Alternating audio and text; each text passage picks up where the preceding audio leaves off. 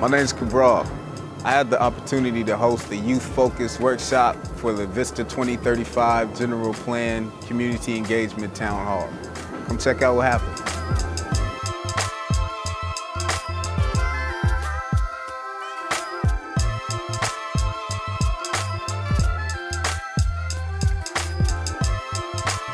So, does everybody know where they're here? Everybody knows who I am? Probably see me. My name is Cabral. I'm a EPA native and concerned citizen here in East Palo Alto. And born and raised here, I saw a lot of changes and transitions and stuff like that. There's been a lot of interesting things going on. The dynamics here, I'm not sure if you're aware, but East Palo Alto is a really, really young city. It's a really young city, and as a result of that, we're still learning how big cities, how older cities do it, right? So here, we have an opportunity to provide some input on our vision of what East Palo Alto should be like. And we do that through what's called the general plan. Anybody know what the general plan is for the city of East Palo Alto? Anybody ever heard of that before? General plan? Heard of it, right? Questions? Awesome. The general plan is sort of like Constitution. Like the Constitution, right? So it provides like a track or a guideline as people like in the city council or elected officials and stuff like that, as they make decisions, they try to make decisions according to this general plan. But as citizens, it also gives us an opportunity to hold city council and other city leadership accountable to the decisions that they make. So if it's like, oh, you want to just, throw in another shopping center or whatever, wait, that's not in our general plan. Let's reel this back and reconsider the whole thing. So it gives us an opportunity to have some power and some influence. You can look at it like community proactivism. This is our opportunity to be involved on the front end of the decision process before decisions are made, so that as we move forward, we're not just complaining about it, but we're actually steering it. So we have with us, from the city of East Palo Alto, Ms. Ann Cook, and she's going to give us a presentation on the general plan, what it actually is, and then we'll have some discussion and some activities around that. Thank you. I'm Ann Cook, and I work for the City Planning Division of the city. So I'm here for a couple of years to help the community define what they want to have in their general plan. This is a plan that looks out 20 to 30 years, and so you are the ones that are going to be actually living in the city that this plan contemplates. So for me, I really was excited to see that as we move further down this list, that nobody's put a dot in the city before, like public parks or community events. And even number 4, the Main Street or downtown, I'm assuming you want that because you want someplace to go at night, hang out with your friends, or go during the day and hang out. And so we hear different things depending on the age of the population that we're talking to. Sometimes we go to senior meetings, sometimes we have just meetings on the west side. We have a whole array of meetings so that we're sure that we're hearing from the entire spectrum of East Palo Alto. So I actually really enjoy working on the youth-oriented meetings, just because I think it really is your future. So it's called Vista 2035 because, as you'll hear, when we do a general plan update, it's really looking out that far. So we're looking at you, your children's children, and what sort of environment you want them to grow up in. So a general plan is a long-term policy document. It's required by state law, hasn't always been the case. So it used to be that a city could put up wherever it wanted, whatever it wanted, wherever it wanted. So you ended up in situations like in New York City where there were basically sweatshops that were put up to force people to work, up to 18, 20 hours a day in unsafe conditions with no windows, no air, no light. And these buildings were all put up in such a way that people were living in basically unhealthful conditions. So there became a series of laws that were passed over the many years in many court cases that eventually ended up in a place where in California, the cities are required to have a general land use plan for its future. And it has to address traffic, housing, environmental issues, visual quality, all those sort of physical things that affect your life in the city are governed by this general plan. So it'll end up being a document like this. And the city is required to have one. and it must update it every so often. And it's also required to have a zoning code that is consistent with that plan. A zoning code is the document that says, okay, so the general plan would say, okay, in this area we want to see more residential uses, we want to see some public parks and open spaces.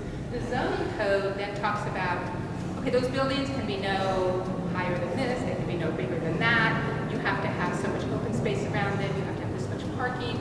And then under the zoning code is actually building code. The building code talks about ventilation, gas, light, energy efficiency. It's what makes the building itself habitable and safe. So all those flow from the general plan, and that's why they say the general plan is the constitution for development of the city. So it's all highly legal stuff and process oriented, how you come up with the general plan. So the general plan in East Palo Alto will look at the location of new development, but it'll also look at what areas you want to save the way they are, which usually includes open space, parks, maybe you want more parks. So it also will look at traffic, bicycle facilities, sidewalks, where do improvements need to be made, public health and safety. And this plan in particular, one reason that the city of East Palo Alto got this large grant is because in East Palo Alto, the life expectancy is pretty low. It's about 63 years, which, if you really think about that, that should really piss you off. Because what's causing that? And you know, there's all the easy answers, like maybe it's crime, maybe it's health, but it's also what planners have learned more and more, and health departments have learned more and more, is that you can actually find a correlation between the way the city is built and public health. Now that you got a little bit of an overview, let's hear directly from the community.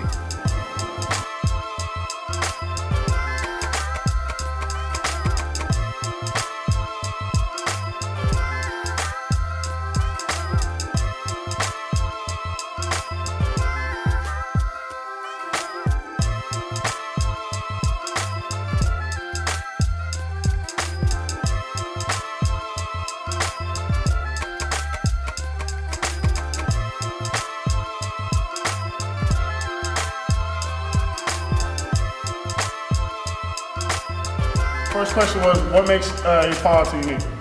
We came up with a list of things. This could have went on all day, but pretty much passion, creativity. Creativity, diversity, talent, strong community, culture, history, climate, and location. Community, event support, we have diversity, cultures, and youth support, resilience, innovative thinking. The city of refuge, the adaptiveness, and yep, that's what we had.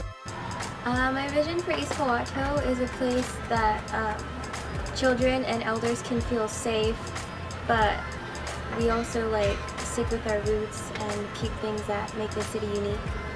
My vision for the future of the city of East Palo Alto is to have a better quality of life for the current residents. So the people who live here can stay here,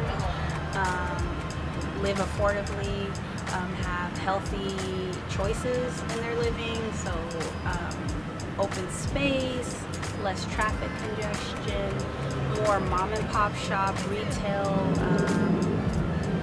and like restaurants, things of that nature. And the most important, a better school system for our kids that will be as good as one 5 minutes away. The future of East Palo Alto is really delicate to me. I mean, I really want to see a downtown area here, more parks here, so the community can come out and be more involved, and especially community events, community thriving events. Back when I was a kid, when it was the Juneteenth Festival, where we could all go and just be out and just be kids and hang with the community, and everyone get to know each other. That's the main vision for me for East Palo Alto. City now and in the future. Right off the bat, gentrification, not seeing our potential, not having a downtown area, our housing market, our lack of jobs, not exercising our voice or our power. So we got crime, no parking, drugs, school fundings, more youth resources, affordable housing, traffic, open space, economic development, and better schools. The biggest two things, gentrification. People are moving in and pushing us out. It's just how it is. That's the ugly truth of it, and we have a way to stop that by doing things like this. Another thing is not seeing our potential. Personally, I'm tired of everyone. I'm tired of all outside forces that come into the city and say that, oh, the city's so great, and we can do this, we can change that, we can do this, we can change that. But we live here. We know what's great. We know what our potential is to change and move and push forward. And it's kind of sad that we don't see it as much as all these other people see it. It's weird to me. Yeah. How I feel the direction of East Palo Alto is headed is that we have two choices. Either we can be involved in the change that's occurring, or we can just allow it to happen to us and not have our input. So I feel as though this opportunity to be involved in the general plan update is incredible, and I hope that more people get involved in it,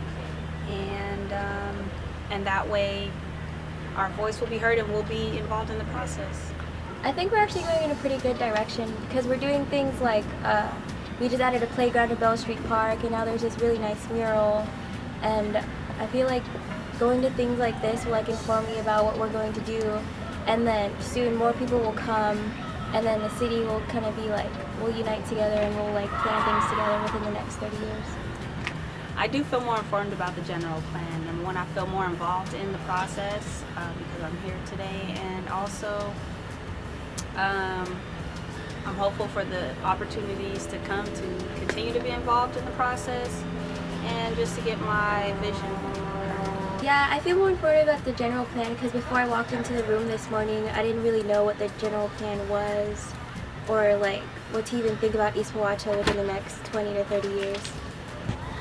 I personally feel more informed about the general plan, but I'm worried of the general plan because when you come to the city, a city that's not like any other city, you can't come and ask, have you heard about the new general plan? It's about to be awesome.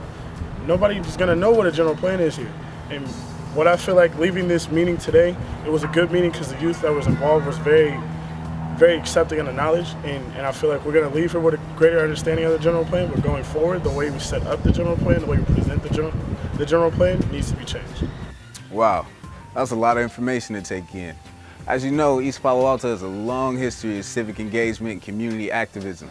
And for the first time in almost 20 years, we get the opportunity to be proactive instead of reactive. So stay tuned, stay connected, and find out how you can be a part of this movement.